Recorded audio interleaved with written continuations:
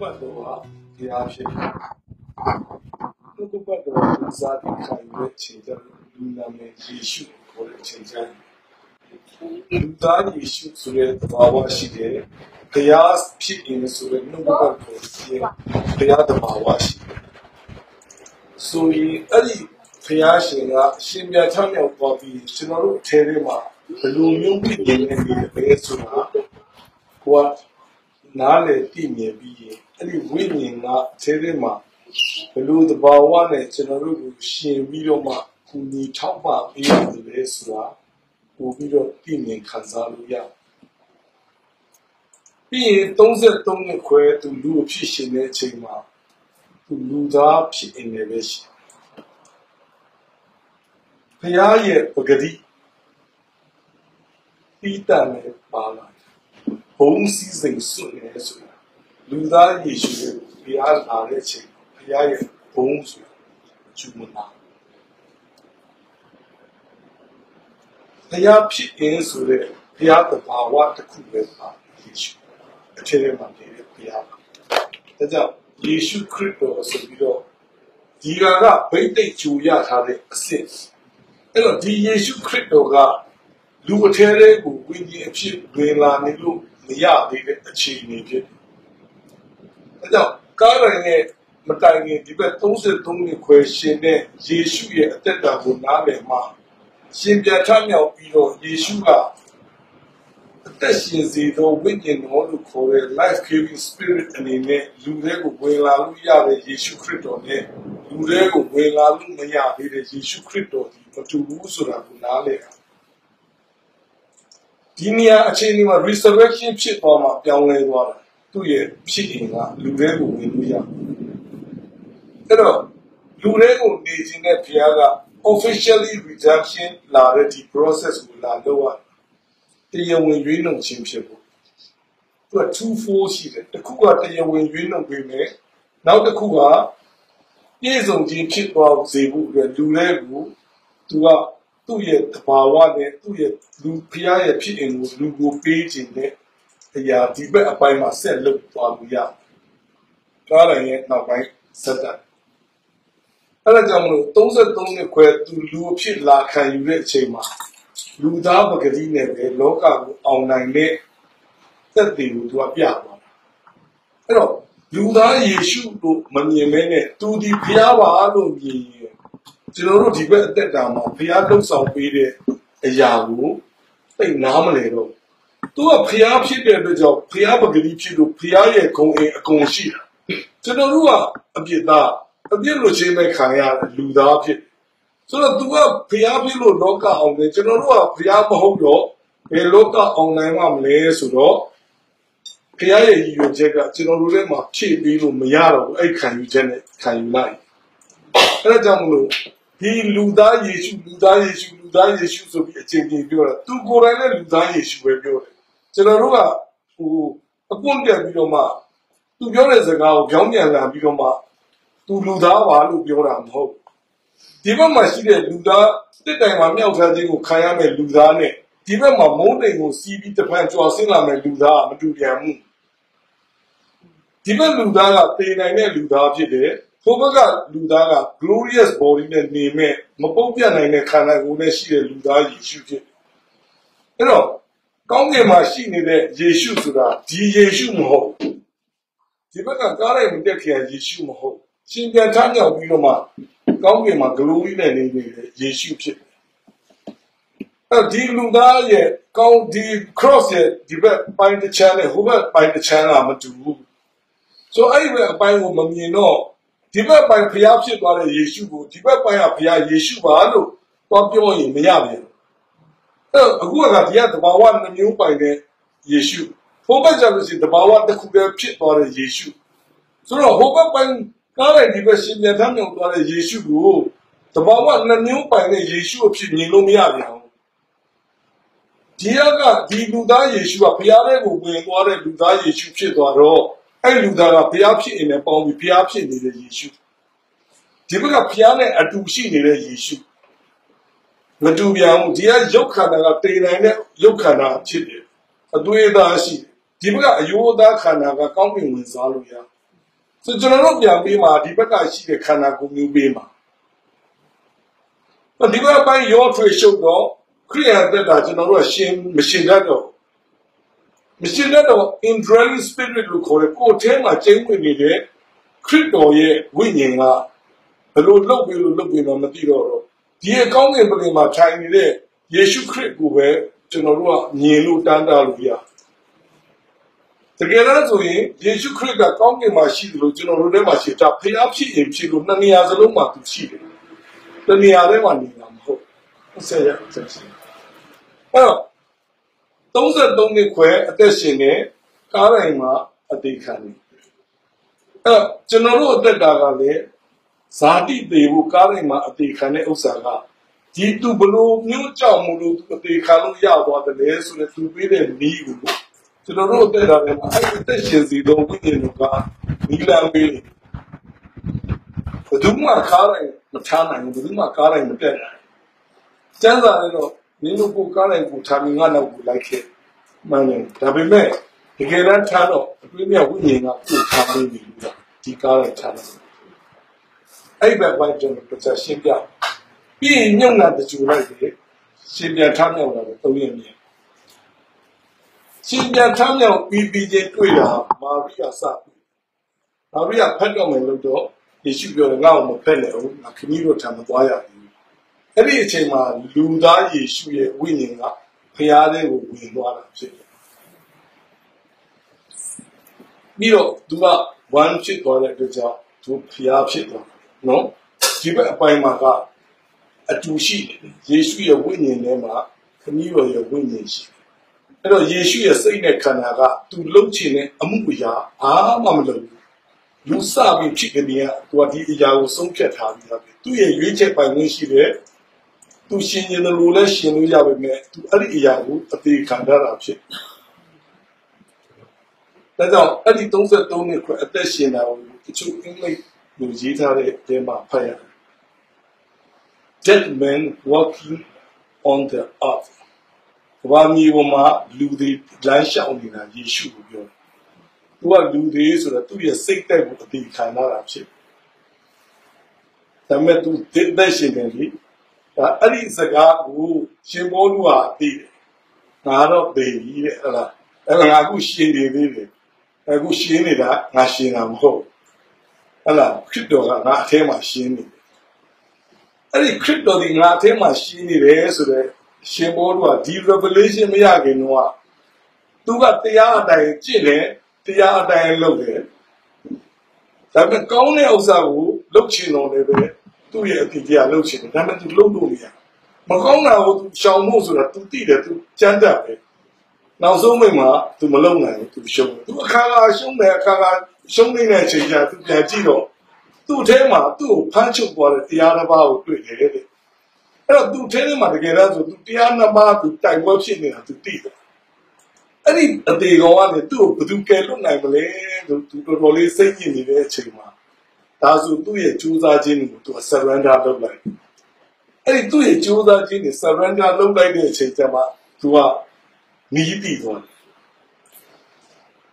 ဒီကားတိုင်းမှာယေရှုတန်တော်မှာသူလည်းတည်ပြီပဲဒါနဲ့ငါအခုသက်တာရှင်းနေသူရှင်းနေတယ်ဆိုတော့အဲ့ဒီအသက်ရှင်စီတဲ့ဝိညာဉ်တော်ကပြန်လာပြီးသူ့ထဲမှာရှင်းပြီအဲ့တော့ဒီအရာကိုရှင်ဘောလူကနောင်သားတွေကို how to live out with Christ life ကိုသူကပြောပြ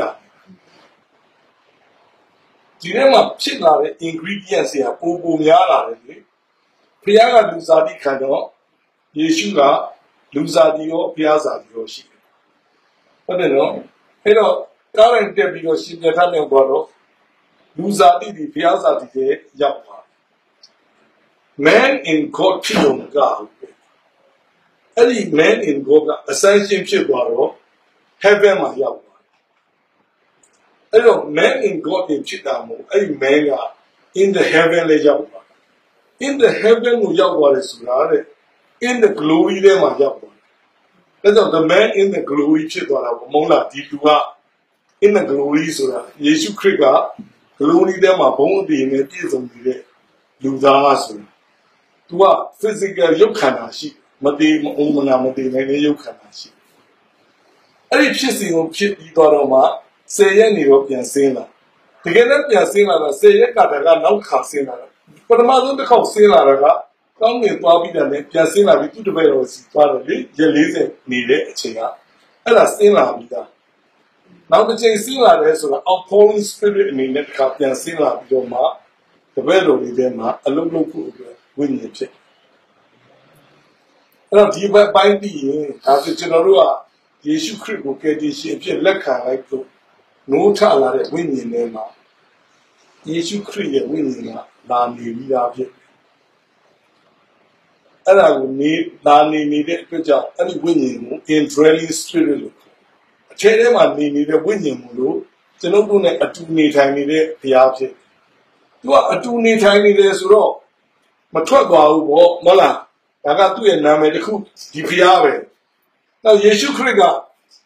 ဘုရားရဲ့အသက်ကိုလူကိုပေးနိုင်တဲ့အဆင့်ဖြစ်သွားတယ်ပြန်ဝင်လာတဲ့ယေရှုခရစ်ဝိညာဉ်ကအဲလူကိုဘုရားအသက်ပေးနိုင်တဲ့ဝိညာဉ်ဖြစ်လို့အဲ့နာမတော်ကိုတစ်ခါထပ်ခေါ်တာလေ life giving spirit လို့ခေါ်တာအဲ life giving spirit ကဒီထဲမှာနေုံနဲ့မကောင်းသူလုပ်ရမယ့်အလုပ်ကိုသူကအမြဲတမ်းလုပ်ပေးနေတာအမြဲတမ်းလုပ်ပေးနေတဲ့အတွက်ကြောင့်မို့သူက law ဆိုပြီးတစ်ခါဖြစ်သွား law ဆိုတာကပြည့်ညက်တရားကိုပြောတာအသက်ရှင်စေသောဝိညာဉ်တော်ဤတရားကိုပြောဒါဆိုရင်ယုံကြည်သူတယောက်အထက်ထဲမှာဒါကျွန်တော်ဟိုတနည်းပြောပြီးတော့ဒါဆိုရင်ဒီထဲမှာဝိညာဉ်ရောက်လာဝိညာဉ်ဆိုတဲ့ထဲမှာဘုရားရဲ့ဝိညာဉ်မှာရှိသွားဘုရားရဲ့ဝိညာဉ်မှာရှိသွားပြီဆိုရင်ဒီဘက်ပိုင်းမှာရှိတဲ့ soul နဲ့ body နှစ်ပိုင်းကိုဘုရားရဲ့ဂုဏ်နဲ့ပြည့်လာစေဖို့အတွက်သူကဒီဘက်တိုင်းကို infuse လုပ်ပေးဖို့ရှိသေးတယ်ဒါကနေစည်းညာခြင်းမဖြစ်လာလက်ခံယူထားတဲ့ယုံကြည်သူကသူ့ရဲ့စိတ်ကဘလောက်အထိဖွင့်ပေးထားတယ်လဲဆိုတဲ့ပုံမှာမူတည်ပြီးတော့မှပဲဒီဘက်ကစီစဉ်ခြင်းကရှိဒါကြောင့်စိတ်ကမိုင်းကတကယ်ပေါက်ဖြစ်တယ်တကယ်လို့မိုင်းကကိုစဉ်းစားခြင်းနဲ့စဉ်းစားနေမယ်ဆိုတကယ်လက်တွေ့ application မှာကိုတောင်စဉ်းစားမြောက်စဉ်းစားဆိုဘုရားကြောင့်မစဉ်းစားမိဘူးလေမဟုတ်လား shopping သွားမယ်ဈေးသွားမယ်အလုပ်သွားရမယ်အလုပ်ထဲမှာဘာလုပ်ရမလဲဟုတ်လားအသားသမီးရေးပူမယ်အဲ့ဒါတွေတွေးနေရင်သူကဘုရားဘက်ကိုမလဲထားတဲ့အတွက်ကြောင့်ဘုရားကသူ့အသက်တာတွေကိုဘုရားရဲ့ဖြစ်ရင်စီစဉ်ပေးလို့မရဘူးဒါကြောင့်အလုပ်သွားနေရင်လည်းခုနမနေ့ကတနည်းအောင်နော်အသက်ရှူနေတယ်လို့ပဲဆိုတာဒီ mind ကဒီ conscious နဲ့အမြဲဆက်နေတဲ့အချိန်ကျရင်သူက God conscious ဖြစ်တယ်အလုံးလုံးနေပြီမဲ့ God conscious ဖြစ်တယ်အဲ့ဒါဆိုရင်သူက 24/7 သူ့ရဲ့စိတ်ပိုင်းဆိုင်ရာတွေကိုဘုရားကဖြစ်သူ့ရဲ့ဖြစ်ရင်ကို infuse လုပ်ပေးနေတာဟုတ်တယ်နော်အဲ့ဒါဆိုရင်ဒီသင်နေတဲ့ဥစ္စာကပြန်ရှင်လာပြီဆိုရင်နှစ်ပိုင်းရှိဒီဘက်တစ်ပိုင်းကဒီဘက်အမဲနဲ့လောက်ထားတဲ့ဝိညာဉ်ကကျွန်တော်တို့ကတေသွားတဲ့အပိုင်းဒါကပြန်လဲနူးထစေလိုက်တဲ့အပိုင်းဖြစ်လင်းလာအပြင်မှာဆိုရင်၃ကန့်ရှိတယ်နော်ဆိုးထဲမှာဆိုရင် mind emotion will ၃ကန့်ရှိအပြင်ထဲမှာ spirit မှာတော့တည်ပြီးသားပေါ့နော်ခုန၃ခုပြောထားပြီးသား fellowship ရှိတယ် intuition ရှိတယ် conscious ရှိတယ်ဒီနှစ်ခုသိရပြီဆိုရင်ဒီဘက်ပိုင်းဥစ္စာကခုနပြောတဲ့ပေါ့နော်အလေက spirit ကတော့ကယ်တင်ခြင်းရပြီလား safe soul နဲ့ body ကတော့ကယ်တင်ဖို့ကြံလေးတယ်အခုကယ်တင်ခြင်းဆုံးရှုံးနိုင်သလားဆိုဆုံးရှုံးနိုင်လို့ပြောတဲ့ဥစ္စာကဆရာသိန်းကြီးပြောတဲ့အပိုင်းဒီအပိုင်းပြောတာဖြစ်တယ်ဒီဘက်နှစ်ပိုင်းကိုစက်ကယ်နေလို့ဖြစ်ပြည့်စုံခြင်းမဖြစ်သေးဘူးလို့ပြောရမှာပေါ့နေ့စဉ်နေ့တိုင်းစိတ်ဆင်းရဲခြင်းကကယ်တင်နေမယ်နေ့စဉ်နေ့တိုင်းကိုယ်ပင်တော့ကဖြစ်ခြင်းကဘုရားဝိညာဉ်ကကိုယ်ကိုကယ်ပေးတယ်ဒီအရာကိုပြောတယ်ဒါပေမဲ့သူတို့နားလည်တာကယ်တင်ခြင်းဆုံးရှုံးနိုင်တယ်လို့ပြောတာသူတို့ကကားတိုင်းကိုပဲသွားမြင်ပြီးတော့ကားတိုင်းမှာယေရှုပြုခဲ့တဲ့အမှုကပြန်ဆုံးရှုံးနိုင်တယ်လို့ထင်တာသူကကယ်တင်ခြင်းနှစ်ပိုင်းရှိတယ်ဆိုတာမသိဘူးဒီကယ်တင်နေတာကအခုကစိုးနဲ့ဘော်ဒီကိုကယ်တင်မှာအဲ့ဒါကြောင့်ရှေ့ပိုင်းကကားတိုင်းမှာရှိတဲ့ဘုရားပြုပေးခဲ့တဲ့ကယ်တင်ခြင်း objective salvation လို့ခေါ်တယ် ကားလိုက်နောက်ပိုင်းအသက်ရှင်ပြန်ထမြောက်ပြီးမှလူအထဲထဲမှာဘုရားလာနေပြီးတော့ဆက်ပြီးတော့တန့်စင်ခြင်းဖြစ်ဖို့ကယ်ပေးနေတာကို subjective salvation လို့ခေါ်တယ်အဲ့ဒီ subjective salvation ကခန္ဓာကိုယ်ဆိုတော့ organ นี่ပေါ့ organ နဲ့ဖွဲ့စည်းထားတယ်ဟုတ်တယ်နော်အသက်ရှင်တဲ့ cell နဲ့ဖွဲ့စည်းထားတယ်အဲ့ဒီကကြောင့်သူကအဲ့ဒီအသက်ရှင်နေတဲ့ဥစ္စာကိုလက်တော်ဒီအတိုင်းကဲနေတာကို subjective salvation ကိုနောက်တစ်နည်းသူတို့ခေါ်သေးတယ် organic salvation ဘာလို့ organic salvation လို့သူတို့သုံးလဲဆိုရင် body က dead body မဟုတ်တစ်သားမဟုတ်ဟုတ်လား organic ဆိုတာအသက်ရှင်နေဆိုတဲ့အကြောင်းကိုသိစေဖို့အတွက်ဒီ salvation က organic salvation နေ့စဉ်နေတဲ့စင်စက်မပြတ်ခဲနေတဲ့အတွက်ကြောင့် subjective salvation လို့လည်းခေါ်သူတို့အသုံးအနှုန်းတွေကနားမရင်တော့ဘာဆိုလို့မှမသိသုံးလုံးတဲ့စကားလုံးတိုင်းမှာအထိပ္ပယ်ရှိဥပမာအသက်ရှင်စေသောဝိညာဉ်တော်လို့ပြောတယ်ယင်တော့တည်တဲ့ triune ကသုံးပါးတစ်ပါးဘုရားပဲဒီသုံးပါးတည်းဘာဖြစ်လို့ဒီနာမည်ပြောင်းသွားလဲဒီဘုရားပဲအဲ့ပြောင်းလဲသွားတဲ့နာမည်တိုင်းမှာ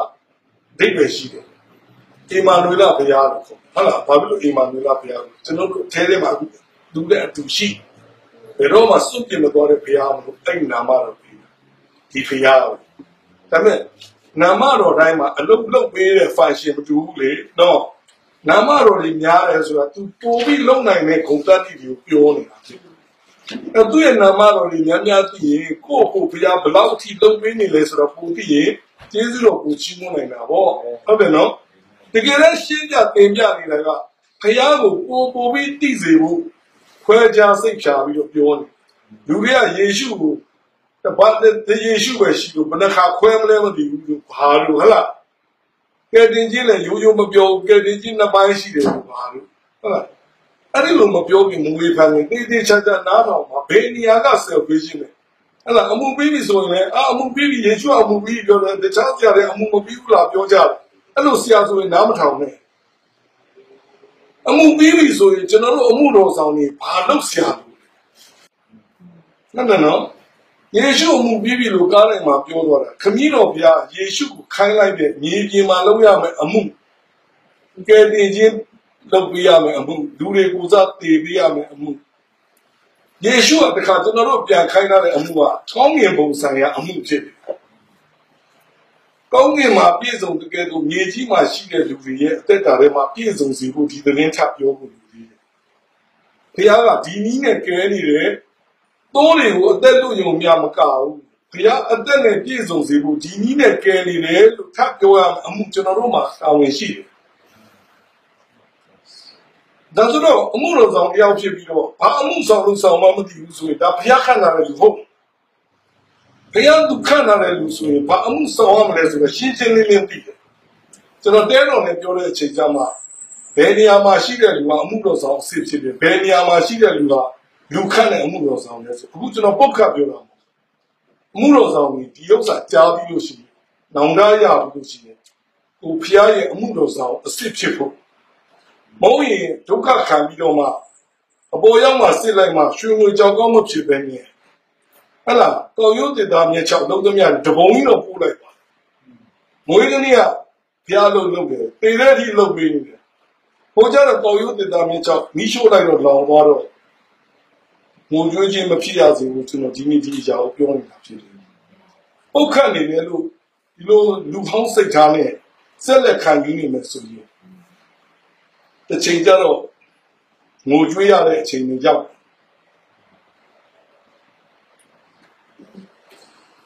အခုကဝိညာဉ်မိုင်းမှာလင်းသွားပြီပြန်အသက်ရှင်သွားပြီ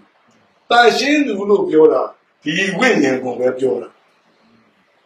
တန်ရှင်းသူလို့ပြောရင်ဒီနှစ်ပိုင်းကငါတန်ရှင်းသူလို့သွားမထင်နဲ့ဒီနှစ်ပိုင်းကတန်ရှင်းဖို့လိုသေးတော့သူဖြစ်တယ်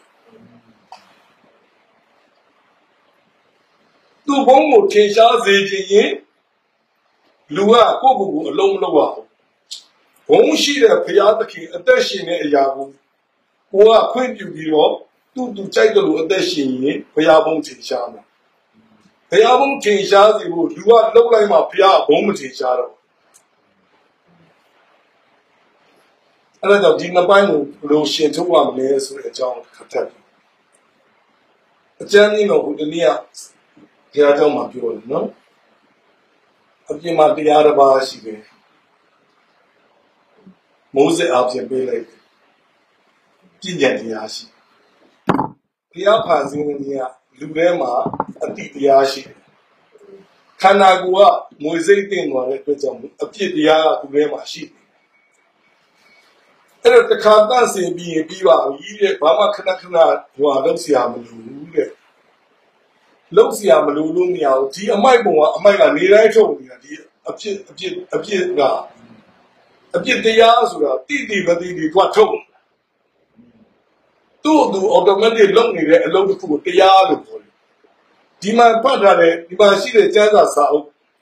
ပြည့်ညတ်တရားရေးထားတယ်အဲ့ပြည့်ညတ်တရားကိုမဖွင့်ဖတ်တဲ့သူကဒီအတိုင်းပဲဖွင့်ဖတ်လိုက်တဲ့ဒီအတိုင်းပဲအမြဲတမ်းဒီအတိုင်းပဲတောင်းဆိုနေဒါကြောင့်ဒီဥစ္စာနဲ့တိုင်းလိုက်ရင်ဘောဒီ flash ကအပြည့်ရှိတယ်ဆိုတော့ထင်ရှားစေလို့ဖြစ်ပြည့်ညတ်တရားမချထားပြီးရင်အပြည့်တရားမထင်ရှားဘူးတဲ့အပြည့်တရားကရှိပြီးသားကျွန်တော်ကဒီအိမ်ရပစ္စည်းတစ်ခုကိုအိမ်ယူသွားမယ်သူများအိမ်ရပစ္စည်းတစ်ခုကိုအိမ်ရှင်မတည်ပဲအိမ်ရှင်သဘောတူကြမတည်ပဲနဲ့ယူသွားရင်အဲ့ဒါခိုးမှုလို့ခေါ်တယ်လို့ပြဋ္ဌာန်းလိုက်တော့မှအဲ့ဒီလိုမျိုးဖြစ်ရင်တခိုးဖြစ်သွားတယ်ဟုတ်တယ်နော်အဲ့တော့တရားမပြဋ္ဌာန်းရင် तू ကတခိုးလို့သူ့ကိုပြောလို့မရဟုတ်တယ်နော်အဲ့တော့ပြည့်ညတ်တရားပြဋ္ဌာန်းလိုက်တော့မှလူထဲမှာအပြစ်တရားဆိုတာ तू ထင်ရှားလာပြည့်ညတ်တရားမရှိခင်ကအပြစ်တရားကမထင်ရှားဘူးမရှိတာမဟုတ်အပြစ်တရားရှိပြီးသားအဲ့တော့လူထဲမှာအတိတရားရှိတယ်အတိတရားရှိတော့ဒီပြည့်ညတ်တရားအပြင်သူကသိတယ်ဟောဒီဥစ္စာကောင်းတယ်တရားမကောင်းတရားကောင်းတယ်တရားမကောင်းမကောင်းတာဆိုရင်သူကရှောင်ခြင်းနေပေါ့ဟုတ်တယ်မလားကောင်းတာဆိုလုပ်ခြင်းတာရှင်ဘောကဒီဘက်အပိုင်းမှာသူအသက်ရှင်ဒီ၃ပိုင်းမှာသူကကျမ်းစာပုဂ္ဂိုလ်ကြီးသူဖျားလက်အားချစ်နောက်ဆုံးဘာဖြစ်သွားလဲဆိုတော့ဖျားချစ်တဲ့ရှောလူဟာဖျားကိုတတ်တဲ့ဖျားတတ်တဲ့သူဖြစ်သွားအဲ့ဒါသူသားနောင်လာရသူများတွေကလူတတ်မှုပဲအကြီးဆုံးကျူးလွန်တာရှင်ဘိုးလူကငါကတကယ်တော့ဖျားချစ်တယ်ပြောဘူးသူတကယ်အသက်ရှင်တာဖျားကိုတတ်တာပါလားလို့သူဓမ္မတက်မြင့်ကိုသွားတဲ့လမ်းကြီးမှာသူသိသွားတယ်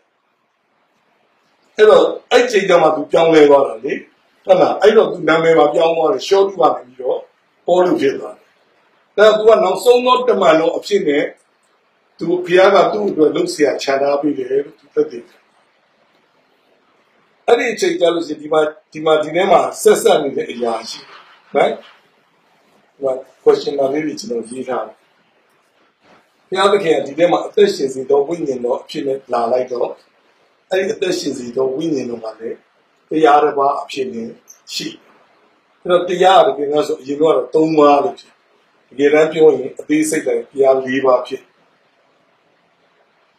အဲ့တော့ဒီဘက်အပိုင်းမှာတွားရင်သူ under law ဖြစ်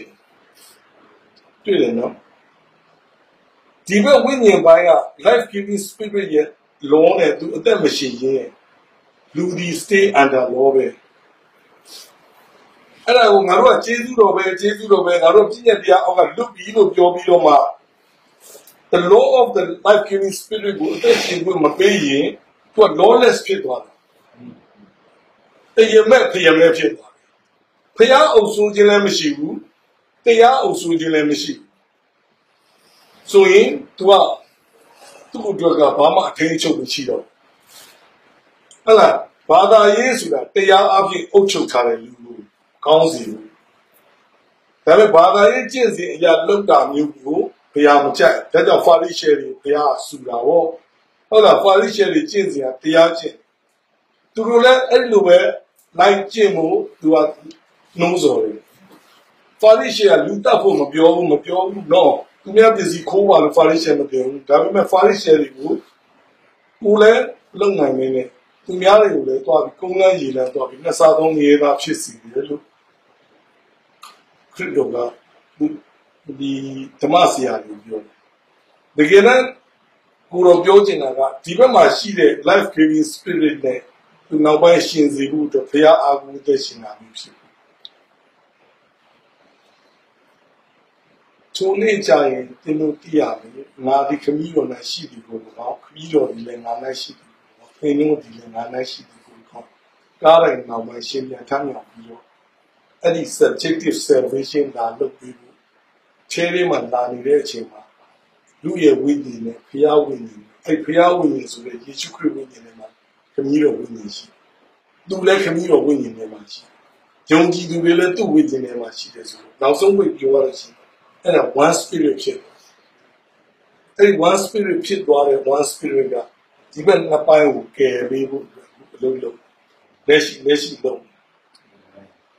ဒါကိုသတိမထားဘူးသတိမမူဘူးဆိုရင်သူကဖျားရဲ့ဂုဏ်ကြီးဖျားအသက်ရယူဖို့ခွင့်လန်းဆုံးရှုံးတာပေါ့ဆုံးကြည့်သူပဲလေဖျားအသက်ဖျားရဲ့ဖြစ်အင်ကိုရယူသုံးဆွဲတယ်ဆိုတာယုံကြည်သူတယောက်တိုင်းစီကိုခရစ်တော်ဆိုတဲ့အထုပ်အကုန်လုံးပေးလိုက်အဲ့တော့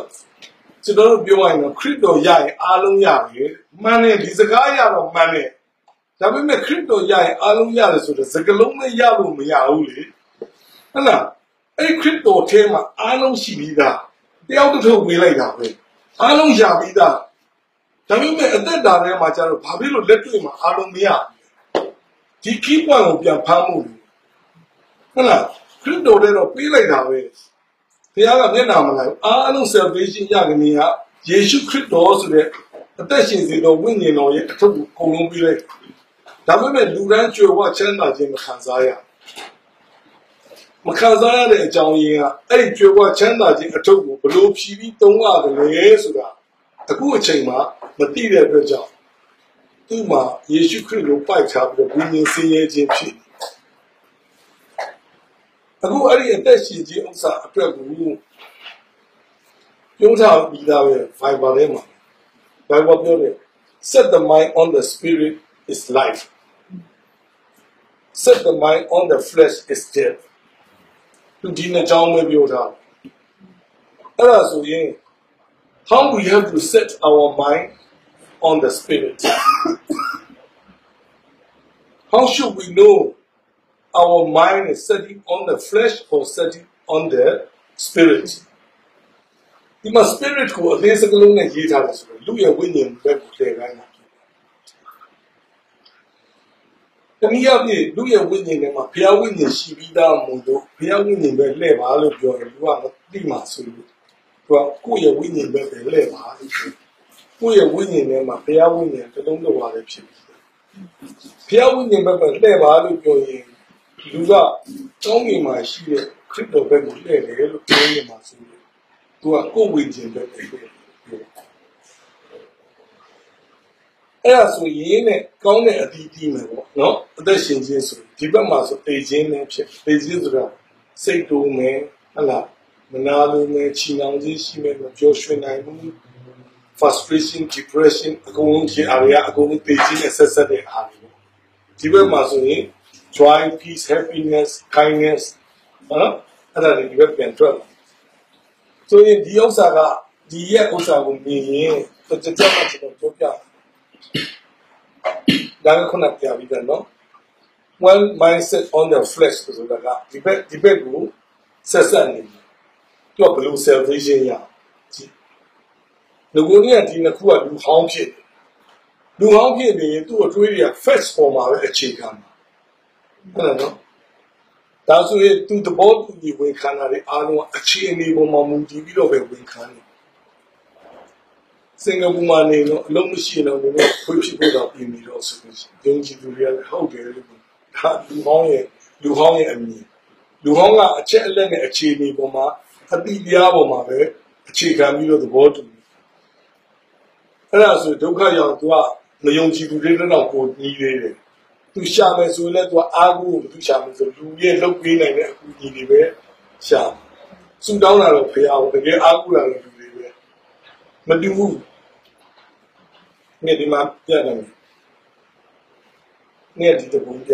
နော်ဒီမှာ mind flash ကို connection လုပ်တဲ့အပေါက်တစ်ခုဖွင့်ပြီးတော့ဒီ connection ဖြစ်လူထဲရတယ်ဘာထွက်မပြောရွှင်ခြင်းချီနှောင်ထားတဲ့အရာမစွန့်လို့ဘာလို့ဆိုသူကကိုယ်အတွေးလေးပဲကိုပါဖြစ်သူ့အတွေးကဘာတွေးလဲဖျားအတွေးမတွေးဘူးသူမှဒီလိုမျိုးပြောတာ ngà mai ta này tụi ngào tiếng đông mà pion ngà đi theo ngà đông mà quên mình lưu biểu biểu đi theo ngà miền lại cái này ngà đông mà cũng quên mình ngà giờ tích khá cha ngà bùa biểu biểu ra bà nhà nó tụi mà quên mình này xóa mình xí bao giờ rồi tụi mà cũng nghe được mà mình xí tụi đuôi này để đuôi bùa first form mà về đuôi ngà bên này đang biểu thâu lại cái mà nào mà này đang biểu thâu lại cái và xây thêm mà đuôi đó thôi bao giờ bị chụp đi này làm mà này là biểu cái biểu empty ဖြစ်နေတယ်ဆိုရင်ဒီထဲမှာကျင်းတဲ့ချင်းကိုဘာဖြစ်လို့ဖြစ်နေမှာလဲခါတတ်တာနဲ့ကျင်းတဲ့တက်တာမရှိဒါဆိုအဲ့ဒီ sign တွေရတယ်အဲ့ဒီ sign တွေကတစ်ခုမဟုတ်တစ်ခုဆိုကိုက flash ပေါ်မှာပွားပြီးတော့မှကိုယ့်ရဲ့ mind က flash ပေါ်မှာပဲမူတည်ပြီးတော့မှအသက်ရှင်အဲ့ဒါဆိုသူလွတ်မြောက်ရတာမရှိဘုရားအသက်လည်းမတူခရိယာအသက်တာဘယ်နှစ်ပဲရှိကျမ်းစာဘလောက်ဖတ်ဒီအတိုင်းအသက်ရှင်နေပြီပြဘယ်သူမှသူ့အသက်ကဖျားအသက်မတူမပြောင်းလဲနိုင်ခရိယန်ဒါကြောင့်မို့သူကစိတ်ဆင်းရဲခြင်းအမျိုးစုံဖြစ်ကျိုးဝချမ်းသာခြင်းရှိသူလည်းခရစ်တော်အထုတ်ရတယ်ပဲဒါပေမဲ့လက်တွေ့အသက်ကသူ့ကြည့်လိုက်လို့ရှိရင်ဘာမှခရစ်တော်အသက်ရှင်တယ်ငါတို့အသက်ရှင်တော့ဘုရားကိုးကွယ်နေဆိုလူကအသက်ရှင်တယ်အသက်ရှင်တော့ဘုရားကဟိုးကောင်းသူကဒီကနေပြီးဟိုကိုးကွယ်ဒီထဲမှာရှိတဲ့ဘုရားနဲ့တခါမှအဆက်အသွယ်မရှိလုံးတာမှလည်းဘယ်လိုလုံးအောင်မှလည်းမသိဆိုတော့သူ့အသက်တာတောင်းနေခြင်းသူဖြစ်ခြင်းမဖြစ်ဒါကြောင့်ဘာကြောင့်ခရိယန်အသက်တာမှာသူတို့အသက်တာမှာကြီးထွားရင်းကျခြင်းမရှိရဘူးလေဆိုအဲ့ဒီ mindset ကိုဘယ်လိုလှည့်ရမှာမသိ spirit ထဲမှာလည်းဘာရှိလို့ဒီ life giving spirit function ကကိုယ့်ရဲ့အထဲမှာဘာလုပ်ပေးနေလဲဆိုတာမသိတဲ့အတွက်ကြောင့်သူကမလဲတာဒီ mind က to the spirit ကိုလဲမှာဒီဘက်အပေါ်မှာရှိတဲ့ဘုရားနဲ့လည်းသူကအဆက်အသွယ်ရှိထားတယ်သူအထဲထဲမှာရှိနေတဲ့ဘုရားရဲ့ဝိညာဉ်ကလည်းသူ့ကိုအလုံးလို့တကယ်တော့ပြောဒီဥစ္စာက battery လိုမျိုးရှိတာ life ရှိပြီးတာဒါပေမဲ့ charge up လုပ်ဖို့လိုသေးတယ်ဟုတ်တယ်မဟုတ်ဒီထဲမှာရှိတဲ့ဘုရားနဲ့တော့ကိုယ် spirit ကတော့ရှိပြီwhat a new charge အမြဲတမ်းတွေးနေတယ်အဲ့လိုမှဒီဘက်အပိုင်းကိုစိုးဘက်ကိုပြန်ပြီးတော့ဆက်စီထွက်လို့ရတယ်ကဲလို့ဒီ mind က spirit ဘက်ကိုဆဲလိုက်တယ်ဆိုအထဲမှာရှိတဲ့ spirit ရဲ့ဝိညာဉ်ကပြောနေတဲ့လုပ်ပေးနေတဲ့ function တွေကိုစဉ်းစားဘုရားကကောင်းမြတ်တယ်ဒါရဲ့စိတ်ပိုင်းဆိုင်ရာရဲ့မကောင်းမြတ်ခြင်းကောင်းမြတ်စီကိုလုပ်ပေးနေတဲ့ဘုရားကျေးဇူးတင်ပါတယ်ကျွန်တော်ရဲ့အတွေးခေါ်ဟောင်းနေပြီးတန့်စင်ပြီးတော့ကိုယ်တော်ဖြစ်တယ်ကိုယ်တော်တွေးနေတဲ့တွေးကျွန်တော်ကိုတွေးစီဖို့ဖြစ်စီကျွန်တော်ရဲ့စိတ်နှလုံးသားကိုနေ့စဉ်နေတဲ့အတိတ်ပြုပြင်ပြောင်းလဲပြီးတော့ဘုရားရဲ့ဖြစ်နေတဲ့စာထုလဲလှယ်ပေးနေတဲ့ကျေးဇူးတင်ကျွန်တော်ရဲ့ဒီတနေ့နဲ့တနေ့ကိုယ်တော်ရဲ့စိတ်နှလုံးတရားအတိုင်းဖြစ်လာစေဖို့ကိုယ်တော်လှုပ်ဆောင်ပေးနေတဲ့လက်ရတော်ကျွန်တော်ချင်းတဲ့ဝမ်းမြောက်ကိုချိုးရွှင်သူ့ရဲ့ focus ကအဲ့ဒီအရာပဲဘာသူကအခုမဖြစ်လာသေးဒါပေမဲ့မျောနေတယ်ဘုရားဂရိပေးထားတဲ့ဘုရားဘယ်တော့မှဂရိတော်အတိုင်းမဖြစ်เสียမရှိကျွန်တော်ရဲ့ဆူတောင်းတဲ့အားလုံးနဲ့ကိုယ်တော်နားညောင်းတာဖြစ်ပြီးယေရှုတင်အလိုတော်နဲ့ညီတဲ့ဆူတောင်းပဒနာတောင်းရင်တောင်းခြင်းမများတော့ဆူတောင်းရင်ငါပေးမယ်လို့ပြောထားတဲ့ခရစ်တော်ရဲ့ဂရိကျွန်တော်အသက်တာမှာဒီနေ့တနေ့ပြည့်စုံခြင်းဖြစ်နေလို့ယေရှုတင်ဒါဆိုရင် तू တွေးရမယ်ဟာဟိုဟာလူတွေဘယ်လိုဖြစ်တယ်ငါရဲ့ခံစားချက်ဘယ်လိုတွေမရှိတော့အဲ့တော့သူ့အတွေးတွေက renewing ဖြစ်နေအမြဲတမ်းအသစ်ဖြစ်အဲ့တော့လူမီဒီကခရစ်တော်၌ရှိတယ်ဆိုအဲ့ခရစ်တော်ဆိုရင်အထေရဲ့ spirit ကမှာရှိဟောင်းတဲ့အရာတွေပြောင်းသွားတယ်ဆိုအတွေးခေါ်ဟောင်းခံစားချက်အဟောင်းအမြင်ဟောင်းတွေလူဟောင်းအမြင်တွေပြောင်းသွားတယ်သူအသစ်စဖြစ်လာတဲ့အချိန် तू ကလူချင်းအခွင့်ဖြစ်ဟုတ်တယ်နော်ချုပ်တောင်ခြင်းတွေမရှိတော့သူတွေကအသက်ရှင်ခြင်းဆိုတဲ့လွတ်မြောက်ခြင်းနဲ့မျောလင့်ခြင်းအသက်တာစဖြစ်အလင်းကိုမြင်ရမနွား empty ဖြစ် darkness ဖြစ်တယ်ဆိုတော့စိတ်ညစ်တယ်ရှေ့လျှောက်တယ်ဘယ်လိုသွားမှမသိဘူးဟလားငါဘဝဘာမှစဘာလို့မျောလင့်စရာမှမရှိဘေးရရှိတဲ့တငယ်ချင်းတွေလည်းငါ့ပုံမှာမကောင်းအိမ်ရလူတွေလည်းငါ့ပုံမှာမကောင်း ဟိုသူကမကောင်းတဲ့ negative တွေပဲကုန်တွေးပြီးတော့ပတ်ဝန်းကျင်ကိုလည်းသူတွေးရင်မကြိုက်သူ့ကိုသူတွေးလည်းမကြိုက်အဲ့လိုမျိုးဒီဘက်ပိုင်းမှာဆိုတော့ဝမ်းမြောက်ပျော်ရွှင်ခြင်းနဲ့သူကမြင့်တာဘုရားမြင့်တာခံစားရတယ်ဒီမြင့်တာပြန်ထွက် fellowship လုပ်ရင်လည်းလူတွေနဲ့ပေါင်းသိရင်လည်းဒီဘုရားမြင့်တာလည်းပြောဆိုဆက်ဆံတယ်လူတွေမြင်တဲ့အချိန်မှာသူအကောင်းမြင်နေပြီဒီလူတွေကကိုယ့်ရဲ့ပါရမီဖြည့်ပတ်နေလာပြီးတော့ဖြည့်ပြီးညောင်နေချက်ရှိတယ်အင်တက်ချင်းရှိတယ်ကျင်နာတနာစိတ်ရှိတယ်ဟာလာနှိမ့်ချတဲ့စိတ်ထားရှိဒါဆိုဒီအသက်တာနဲ့ရှင်နေတဲ့လူက fellowship ထဲမှာဆိုရင်ကိုတယောက်နဲ့ဒီလိုအသက်တာနဲ့ရှင်ဘယ်တော့မှ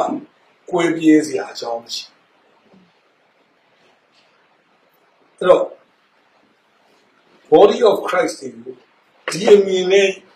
အသက်ရှင်နေစေဖို့အတွက်နေတိုင်း focus လုပ်ပြအောင်အဲ့တော့ praise and worship လုပ်ရင်လေအဲ့ဒီကိုပဲတစုတစည်းနဲ့မြင်လာမှအသက်တာထဲမှာဒီအတိုင်းအသက်ရှင်ခြင်းကခရစ်တော်ကဒုက္ခနာကို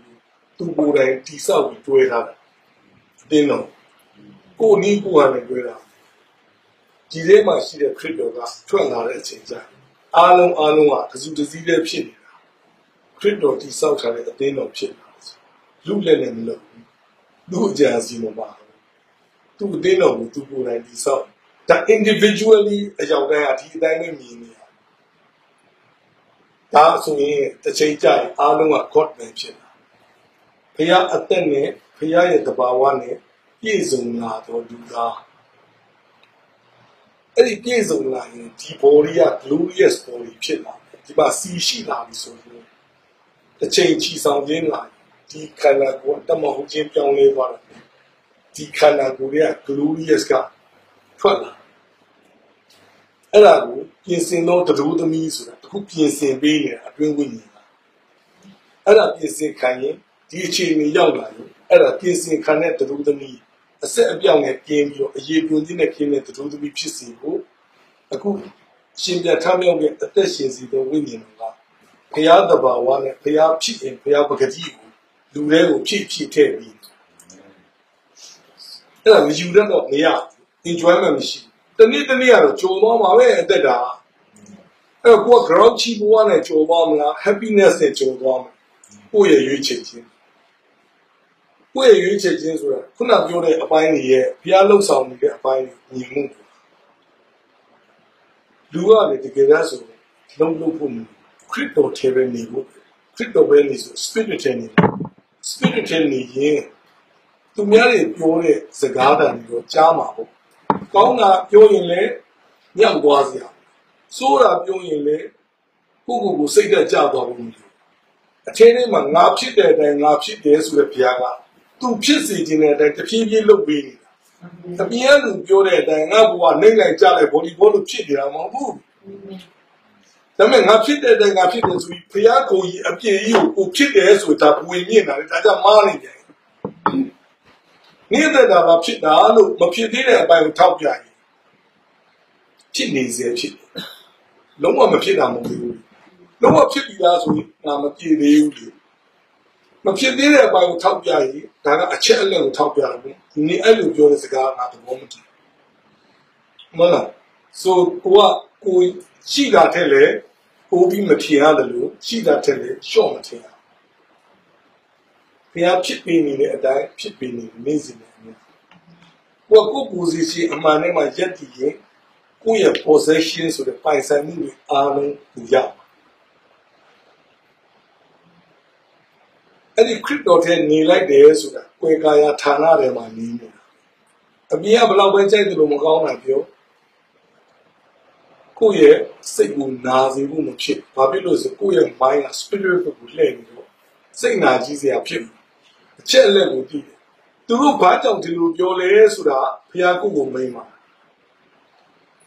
in Christ နဲ့ခရစ်တော်ကိုမိန်တာဘာဘုရားဒီလိုပြောတယ်ကိုလိုဖြစ်တယ်သူတို့ဒီလိုပြောတော့ကျွန်တော်စိတ်တူတယ်ဟာဒါတွေပြောရင်နေပါလို့ဒီလိုဖြစ်ကျွန်တော်ဟုတ်နေတဲ့ဥစ္စာကို तू ကမဟုတ်တာရှောက်ပြောတယ်လေအဲ့လိုကျွန်တော်စိတ်တူတာပေါ့လို့ပြောတယ်အဖြေရတယ်လေညာပြောစိတ်တူသွားခရစ်တော်ထဲမှာမနေလို့စိတ်တူသွားခရစ်တော်ထဲမှာနေနေတဲ့ position အမှန်ဖြစ်人都记得伢的人了，我们龙哪是讲不起。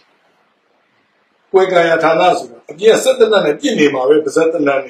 我是那边标嘛，西边标标，南边标标，那时候标光这个把龙掉，internet 也没贴贴，俺批俺批的在俺批，那等等，别么的新疆是样的，前八是样的么就，我比如说，把你批的时候，别阿龙地里的批，那个别是一看呀，我们教路都标了标不，俺们前八是样子东西。嗯，有时候实际呢，哎呀，表的属于这个路没地路拉米的，先进的地进路，看那个人样的表的属于，我非常开心。我呢都没表来是哪路的，这个会表来是，这里也会表表的，临时把个偏的地那边，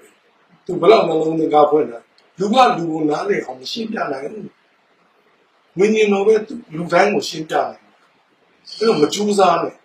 纠缠的是比如，别是那个别查的路来么好，我也说啥个纠缠比如嘛，有的要哪里呢？用马尾、来看马尾说的，地呢什么路呢？地路来看那么好，地路用马来么好，都用来没用出来，偏下来路一样。把别路的是个个人表面个么偏来，我啊都要表面比人算不起。အဲ့ဒီအရာကိုသိရင်ကိုကပြောတင်တာတဲ့လွန်ပြီးတော့အတင်းကိုရဲ့အစွမ်းအစကိုတုံးပြီးတော့လုံးမလုံးနဲ့ဖြစ်ပြတဲ့များအရာအလုံးဖျားတည်ပြီးတော့အဲ့ခန္ဓာစိတ်ဝိညာဉ်နဲ့ပြောပြီးရင်ဒါကအမြင့်ဆုံးသောဖျားရဲ့ရည်မှန်းချက်ဖြစ်တယ်အဲ့ဒါဘုန်းကြီးကပြောတယ်နော်သင်တို့ဒီဖျားဖြစ်တယ်ဆိုတော့ဖျားကပြောတယ်သူ့ရည်ရွယ်ချက်ကဒါသူ့ရည်ရွယ်ချက်ကဒီချားတဲ့အတွက်ပြောနေတာအခုမြင်နေတာက temporary life မှာမပြည့်မစုံသေးတဲ့အပိုင်းကိုပဲမြင်တာဘုရားကအရှိပိုင်းအထိ prophesy လုပ်ထားတာဖြစ်အဲ့တော့ဘုရားပြောတဲ့အတိုင်းကိုကသဘောတူတာကိုကဒီ position ဘုရားထားတာကိုစူးစမ်းယူဖို့မဟုတ်ကိုဘုရားပြောတဲ့အားနဲ့သဘောတူနေခံပြီးတော့အတူအသက်ရှင်နေဖို့နေ့ရက်တိုင်းအဲ့ဒါမှဒီ God နဲ့ဆိုတဲ့ယေရှုခရစ်လောကကိုအောင်လုပ်နိုင်တယ်လို့သူကနေတိုင်းတလန်းရေးခေါ်သွားမှာဖြစ်တယ်အဲ့တော့ဘုရားလုပ်ပြီးနေတဲ့လက်ရာကိုကျွန်တော်တို့ကမြင်မှအတူတူသွားလို့ရမှာပေါ့အာမင်နောက်တစ်ရက်ဒီကြာမှကျွန်တော်တဲတော်နဲ့အခုအသက်ရှင်ခြင်းအကြောင်းရှင်းပြတော့မှပို့ပြီးရှင်းတယ်ကျေးဝရေအိမ်တော်ဆိုတဲ့နေရာရဲ့တစ်ဖက်မှာသူတဲတော်အားလုံးပုံမြင်ပြီးသားနော်မြင်ပြီးသားဆိုကျွန်တော်နည်းနည်းပြောပြတဲတော်ဝင်းဆိုတာကအပြစ်လာဖြီးတဲ့လူတွေစဝင်လာတဲ့နေတိုးတငယ်ယူလာရမယ်လက်ပလာနဲ့လာရင်သူကမရနော်တိုးတငယ်ဆိုတာကိုယ့်ကိုယ်အပြစ်ရှိကြောင်းစဝင်ခံထားပြီးတော့မှအပြစ်ဖြေရရစ်ကောင်ယူလာတဲ့အဆင့်ကိုပြောတာဒါဆိုရင်ခေတ္တကားဘောက်ကနေပြီးတော့အတီဝင်းနှင်းကိုစဝင်လာလို့ရအပြင်းလူကဒါလည်းမလိုချင်ဘူးငါလည်းအပြစ်မရှိဘူးငါလည်းမလုပ်ဘူးဟုတ်လားဒီကြည့်ပူဆိုခြင်းလို့ငါမလုပ်ဘူးဆိုရင်သူကဒီဘက်အပိုင်းနဲ့တဲတော့ဝင်းနေတော့မဆိုင်သူကဒီနေရာနှစ်ခုကခြားထားတာကြီးတဲတော့ဝင်းနဲ့စဝင်လာရင်ကျေးဝါနဲ့လှုပ်ထားတဲ့မိရှုရဲ့ရစ်ပူတစ်ခုရှိတော့ပေါ်မှာလက်တင်ပြီးတော့မှသူ့အပြစ်ရှိကြောင်းဝင်ခံပြီးတော့မှသူ့ကိုတတ်ပြီးတော့မှအဲ့ဒီမိရှုရဲ့ရစ်ပူပေါ်မှာတင်ပြီးတော့မှအပြစ်ဖြေတယ်အဲ့ဒါဆိုဒီလူကတစ်နှစ်စာအတွက်အပြစ်ဖြေပြီးတော့အိမ်ပြန်သွားတယ်ဆိုရင်လာတော့ကတော့အပြစ်သား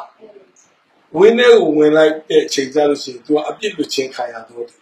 ဟုတ်နော်ဒါဆို तू တစ်နှစ်တစ်ခါလာရအခုကျတော့ကျွန်တော်တို့အဲ့တစ်နှစ်တစ်ခါလာစရာမလိုတော့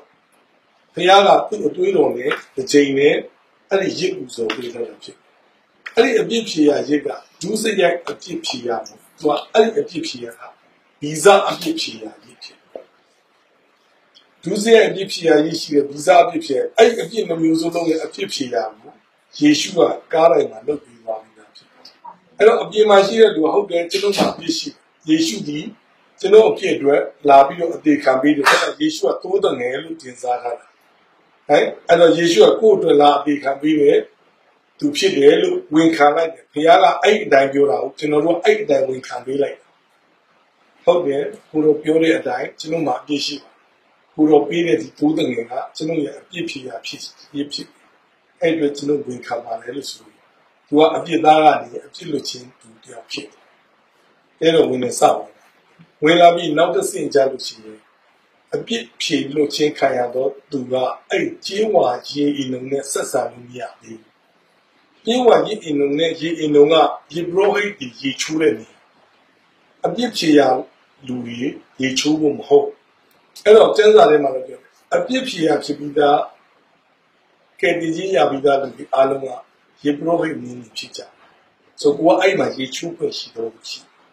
အမေအဲ့တော့အဆင့်ရှိတယ်သူကအရက်ဝတ်အရက်စားအကုန်ချွတ်အရက်ဝတ်အရက်စားဆိုတာဇာတိကိုချွတ်ခိုင်းတာဖြစ်အဲ့ဒါနော်ဒေါက်တာဘွဲရတဲ့လူတွေဟုတ်လားလူမျိုးရေးအခါရှိတဲ့လူတွေငွေကြီးနဲ့ယာရုရခံဒီပုံမှာရက်ပြီးအသက်ရှင်တဲ့လူတွေအားလုံးအကုန်ချွတ်ဘုရားပြော you are nothing အားလုံးနိုင်နေညာလုံးနိုင်နေဟာလားဒုံးပြန်မဲ့ထွန်းနေအဲ့လူတွေအားလုံးလည်း nothing လို့ဘုရားပြောရင် yes လို့ပြောတာအဲ့ nothing မဖြစ်ဘဲနဲ့ I'm the somebody ဆိုရင်သူကတခုမဟုတ်တခုဝတ်ထားတယ်အဲ့ဒါဆိုရေချိုးခြင်းဆိုတဲ့အရှင်တော်ဝိညာဉ်တော်ရဲ့အပြည့်တုံးနဲ့ဆုံးမခြင်းဝိညာဉ်တော်ရေသူ့အချူပေးလို့မရဟုတ်လို့နော်နှုတ်ကပတ်တော်ဆိုတဲ့ရေသူ့ရဲ့တုံးပေးလို့မရဘာမှကြည့်နေစားသူကသူပဲအဲ့လိုကလေးသဘောနှိမ့်ချခြင်းမရှိတဲ့လူဆိုရင်သူကရေမချိုးဘူးဆိုရင်နောက်တစ်ဆင့်ဗိသိက်စီလဲသူလောင်းလို့မရအဲ့ဒီပုံစံနဲ့သူကဘုရားအမှုကိုစောင့်ပါမယ်လို့သူလုပ်နေရင်ဘုရားကတော့သူ့လက်မခံဘူးသူကသူလုပ်နေကောင်းတာလုပ်ရင်ဘုရားလက်ခံပါပဲလို့ထင်တယ်နော်ဘုရားအမှုတော်ဆောင်ဆိုတာအဲ့လေဝိလို့ပြောတယ်အဲ့ဟိုထဲကိုဝင်ခွင့်ရတယ်သူအမှုတော်ဆောင်လို့မယ်ဆိုရင်လူဝတ်ကြောင်ဝတ်စုံနဲ့ဆောင်လို့မရဘူးလေရေချိုးရမယ်ဗိသိက်စီဆိုတဲ့ဥစ္စာကရေချိုးပြီးတော့မှရေချိုးခြင်းခံမှ anointing oil ပေးတာဗိသိက်စီဆိုတာဘုရားအပြည့်အမှပြုလိုက်တယ်လို့ပြောတယ်ပြီးတော့မှပိတ်ချိုးဝတ်စုံမဖြူဘူးအဲ့ဒီကပေးလိုက်တော့အဲ့ဒီကပိတ်ချိုးဝတ်စုံမဖြူဝတ်ပြီးတော့မှဝင်လို့ရတယ်ဝိရုပ်ခတ်ကြောင်နဲ့ဝေပြီးတော့မှကိုပေါက်ပြတဲ့ထဲမှာသွားလို့မရဘူးဟုတ်လားဆိုတော့ကောင်းတာလည်းပဲဘုရားလက်ခံမှာမှန်တာလည်းပဲဘုရားလက်ခံမှာလူကမှန်တယ်ပဲထင်တာလေဘုရားလမ်းမှာမဟုတ်ဟိုလေးရောက်သွားရင်ဘုရားပြောတယ်သူ့လူတွေအခုမှုလို့ဆောင်မဲ့လူတွေဒီကရွှေစီမီးတိုင်းအားလုံးအထဲထဲရောက်သွားရွှေနေစမြင်ရအပြင်မှာဆိုကြီးပဲမြင်ရမတူတော့ဆိုရင်အတွင်းနဲ့စရောက်သွားတဲ့လူကကွဲကာယဌာနတွေရောက်တယ်အပြင်မှာမုန်းရွာရင်သူမုန်းမဆိုဘူးအပြင်ကလူတွေတဘာဝတရားရမှောင်သွားတယ်အပြင်မှာကယ်တင်ခြင်းမရတဲ့လူတွေလည်းမှောင်တယ်ကယ်တင်ခြင်းရပြီးသားလူလည်းမှောင်တယ်ဒါပေမဲ့အထဲထဲရောက်သွားတဲ့လူကြတော့သူကလေးနေစီမီတိုင်က9တိုင်ကနေတိုင်းလေးရအဲဆိုတော့ယေဘရဟိကိုပြောအဲ့ဒီမှာတာဝန်စီအမြဲထည့်ပြီးတော့24နိုင်မပြတ်မီးလင်းနေစေရှေ့တော်မူစပွဲရှိတယ်မုံ12ချက်နေတိုင်းအစ်တင်မှာစပြည့်ကြီးနေတိုင်းအစ်တယ်ဘုရားကအဲ့ဒါအားပြောပြီးတာအဲ့တော့အဲ့ပုံဆောင်ချက်တွေကမုံဘလို့လောက်ရမလဲဆိုတာယေဘရဟိကသိရကိုထဲခြင်းနဲ့ခြုံနဲ့ကိုထဲခြင်းတို့ထဲပြီးတော့အပြားဖြစ်ပြီးမီးဖုတ်ပြီးရောဆိုလုပ်လို့မရတန်ဝင်စီထဲပါဆိုတန်ဝင်စီပဲစီထဲလို့မရနှမ်းစီထဲလို့မရအဲ့ဒီရွှေစီမီးကုန်မီးလင်းမှုလေတန်ဝင်စီပဲထဲရဘယ်စီမှလည်းမခံဗိသိက်စီဖော်တာလေတန်ဝင်စီနဲ့ပဲဖော်ရတယ်ဘယ်စီမှမဖော်ရအားလုံးကတတ်မှတ်ချက်ရှိဒါဆိုရင်ယေဘရဟိလုံးတဲ့လူတွေကသူကြိုက်တဲ့စီသုံးမယ်ဆိုပြီးတော့ကောင်းတဲ့စီလင်းတဲ့စီပဲသုံးလို့ရမှာ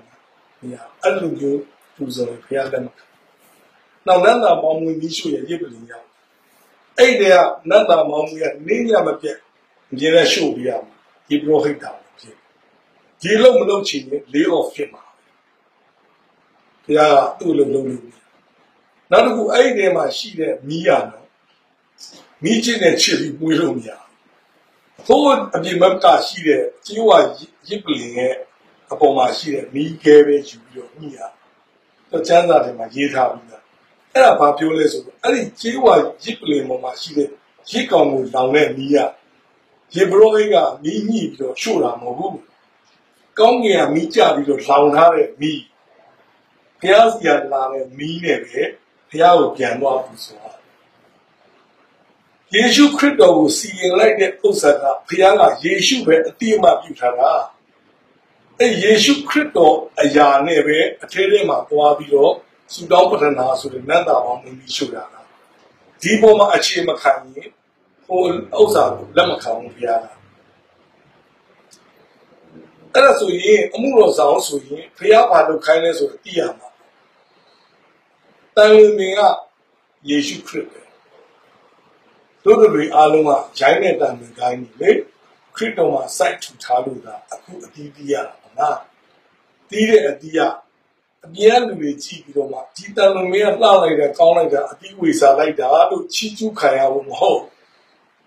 အဲ့ဒီအတီးတွေကိုခူပြန်ခူပြီးလို့ရှိရင်အကျိတ်ခံပြီးတော့မှအစီထွက်တဲ့အထိလောက်ခံရပြီးရင်အဲ့ဒီထွက်လာတဲ့စီကကိုယ့်အတွက်မဟုတ်ဘုရားရဲ့အရင်းကြီးအိမ်တော်အတွက်ဖြစ်ယေရှုခရစ်ကဂျုံစပါးတစ်စီးပြည့်စည်တဲ့ရှင်ကများစွာသောအတီးတွေတီးရှိလာတဲ့ဂျုံစပါးအားလုံးဆိုတို့လူတွေက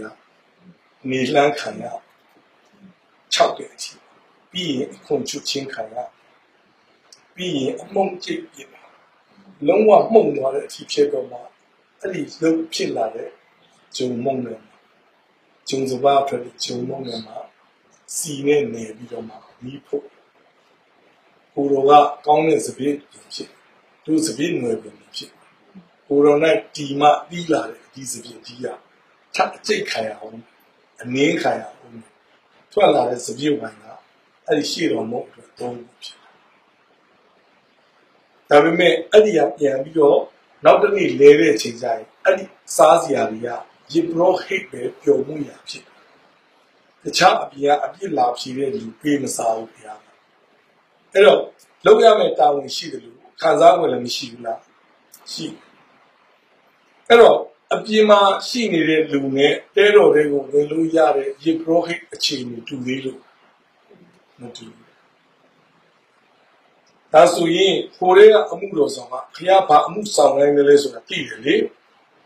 ဒီဘက်ကအမှုတော်ဆောင်ကရန်တန်အမှုတော်ဆောင်ဖျားလက်ခံမှုလူတွေပဲလက်ခံမှာဘုရားပြီးမှအဲ့တော့ကိုလုပ်တဲ့အရာတိုင်းကဒီတဲတော်ရဲ့အရာဂိုင်လိုင်းနဲ့ဆက်သွားမှာရဒါဆိုနောက်တစ်ဆင့်ထပ်သွားရင်အတန်ရှင်းဆုံးဌာနလေးကိုမြင်ရတော့အတန်ရှင်းဆုံးဌာနလေးကြတော့အဲ့ရှိတဲ့ယေဘရဟိတ်ကဝင်လို့မရဘူးယေဘရဟိတ်မင်းကြီးတစ်ပါးပဲဝင်လို့ရဒါမဲ့ဘုရားနီးရှိတယ်လေယေရှုခရစ်တော်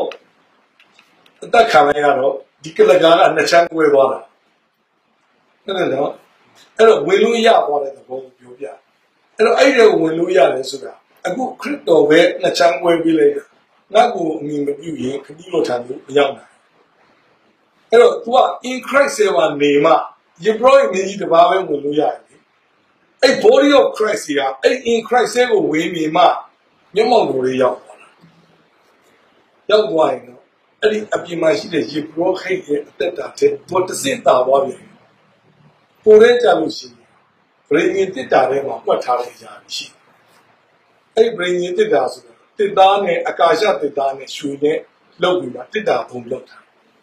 ပြီးတော့အပေါ်ကရွှေနဲ့ထုထားတဲ့ခေရုဘိန်တစ်ပါးပါတယ်ကရုဏာပလင်ဆိုတဲ့တစ်တာဘုံရှိဆိုရွှေတုံးလုံးလို့ပြောတာကခမည်းတော်ဘုရားပုံစံလူသားတစ်ပါးမပါဟုတ်တယ်နော်အောက်ကတစ်တာဘုံကလူသားနဲ့ဘုရားနဲ့ပေါင်းဆက်ထားတဲ့တစ်တာဘုံယေရှုခရစ်ကိုပြောတာသူ့ရဲ့ထဲထဲမှာပါရှိနေဆိုတက်တေခံချက်၃ခုရှိတစ်ခုကမာနမှုကောင်းကင်ကနေဒီဖျားချကြည့်တယ်အဲယေရှုကပြောငါကကောင်းကင်ကဆင်းသက်လာတဲ့အကျင့်မှုဖြစ်ဟုတ်တယ်နော်နောက်တစ်ခုကဗြိဉ္ဉ်ကြောင့်ပြတဲ့ချက်ငါကတရားကိုဖြစ်ပြဖို့လာတာမဟုတ်ဘူးတရားကိုပြည့်စုံစေဖို့ငါလာတာ သူထဲမှာလည်းအဲ့ဒီအတွင်းတရားရှိနော်နောက်တစ်ခုကအာရုံရဲ့လန်တန်တင်နေတဲ့တေကိုင်းเจ้าကအပွင့်ပွင့်အပီးပြီးလာတဲ့အရွက်ထွက်လာရှင်ပြန်ထမြောက်ခြင်းအသက်ကလည်းငါဒီထမြောက်ရာအကြောင်းဖြစ်ခရစ်တော်ပဲဖြစ်အဲ့ဒီအရာကြီးရဲ့ထမြောက်ခြင်းအကြောင်းကိုအသက်မုံကြည်ခဲ့တဲ့အစာကိုမှတ်ထားတာ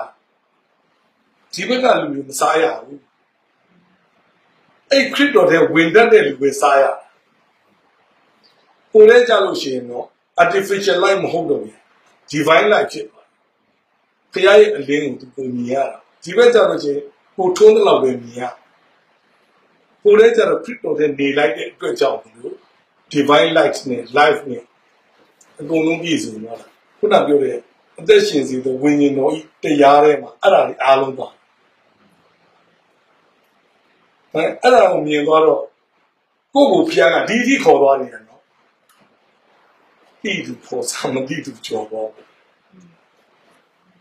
အဲ့တော့ယေရှုကနားရှိတော်သူဒီကကြားပါဟုတ်လားသိရှိရမြင်ပါဆိုဒီဝိညာဉ်အလင်းရပြီးတော့အသက်လမ်းကြောင်းလေးကိုဆွဲခေါ်သွားတဲ့ညီလန်းကိုပြီးရင်အဲ့ခရစ်တော်ယေရှုကပြောတယ်သူ့ရဲ့ညီလန်းနဲ့ကျမ်းစာတော့ဖတ်ကြည့်အဲ့အကြိုင်ကြားကျမ်းစာအသက်ရှင်အဲ့ညီလန်းမသိတဲ့ချင်းကျမ်းစာတော့ဖတ်သူက doctrine အနေနဲ့နားလေဒါကြောင့်သင်တို့ဒီကျမ်းစာအသက်ကိုရစီဘူးထောင်တော့အသက်ကိုရစီဘူးကျမ်းစာကိုစစ်စစ်ကြည့်ရှုတယ်လေအသက်ကိုမရကြနာတိပင်ကျမ်းစာရဲ့အသက်ကိုဖြစ်ဒီလိုဒီအတက်ကိုရစေဖို့အလို့ငါထန်နေလာကြဒီတစ်ပတ်ပေးရေးတာအဲ့တော့ကျမ်းစာဖတ်တိုင်းအသက်ရဒါပေမဲ့အသက်ရစီကလမ်းကြောင်းမှာကျမ်းစာထဲမှာရှိတာဒါကြောင့်တကယ်တမ်းပြောရင်ကျမ်းစာကပြန်စဉ်းစားကြည့်လို့အေဒီဥယျာဉ်ဖြစ်နေတယ်အဲ့ရဲ့ center ဘဟုမှာနှစ်ပင်ရှိတပင်ကအသက်ပင်တပင်ကတိကျွမ်းမဲ့အပင်အဲ့တော့ study လုပ်တဲ့အချိန်ကျတော့နေပဲအပင်အပြီးကိုသွားစားနေသိစေဖို့အတွက်ကျမ်းစာကိုဖတ်ဖို့ gain knowledge ဆိုပြီးအတက်အဲ့တော့ကျမ်းစာဆိုတာကဘုရားအောင်ပျော်မှုဖို့အတွက်ပေးထားတဲ့အေဂျင်ဥယျာဉ်အများကြီးရှိတယ်ကျွယ်ဝတဲ့အသီးတွေအများကြီးရှိစားဖို့အဲ့ဒါတော့အကုန်စားလို့ရဒါပေမဲ့မစားနဲ့ဒီတပင်ပဲမစားရfocus လုပ်တဲ့ဥစ္စာကအသက်ပင်အပြီးကိုပဲစားဖို့ focus ဒီကျွမ်းမှုအတွက်တော့စမ်းစာမလို့ဒီကျွမ်းသွားရင်ဘာဖြစ်ငြင်းနေငါတိငါပြဖြစ်ဒီနေ့ငါတော့မသိဘူးဒီလိုစမ်းစာကြောင်းဆိုတော့ဟုတ်ဘေးပေါက်ပြတော့ training မင်းတို့ပဲနားလေတယ်ဖွင့်ပြီးတော့ဇူလာတဲ့ဟာပါလို့ဒီလိုအတူတူထင်ကြအဲ့လိုလေ့လာတဲ့အချိန်ကြာအသက်ကိုရှာပြီးစားတော့တဲ့စီပူခြင်းဖြစ်နေတော့အသက်ရှင်ရာအကြောင်းဖြစ်အလဲလို့ပြောတာဒီ center အခုကြည့်လိုက်ဘယ်အကြောင်းမဲ့ခေါင်းစဉ်နဲ့ပဲတရားဟောချက်ထုတ်နောက်ဆုံးပြီးတော့ trip တော်မှာပဲဒါဆုံးอ่ะဟုတ်လားနှလုံးသားတိကိုငါပြီးပါမယ်လို့ပဲပြောအလူတင်းတဲ့လူဟောင်းအကြောင်းနဲ့တရားဟောနောက်ဆုံးအဲ့ဒါတွေအားလုံးဟာဘယ်သူ့ကိုပဲ center ထိုးပြီးတော့ပြရအောင်လဲဆိုရင်ခရစ်တော်ကိုပဲ center ပြဟိုအကြောင်းဒီအကြောင်းရှောက်ပြောပြီးတော့မှတရားဟောကောင်းတဲ့ဒီကိုသွားပြီးတော့မှထိုးပြတယ်ဆိုရင်ဒါတွေကသူဟောတဲ့ဥစ္စာကမှန်တော့ဘူး focus ကမှားနေဘယ်အကြောင်းလဲပြောနေတဲ့လူတွေရဲ့အာယုံနဲ့နားကဒီ vision ခရစ်တော်ကိုပဲအာယုံပြုတဲ့ဥစ္စာရဲ့ပြောကြားနေတဲ့အချက်ပဲဖြစ်အသက်ရှင်ဒီလမ်းကြောင်းညွန်ပြရင်လည်းအဲ့ဒီလမ်းကြောင်းကိုညွန်ပြရအဲ့ဒါမှပဲဖျားတဲ့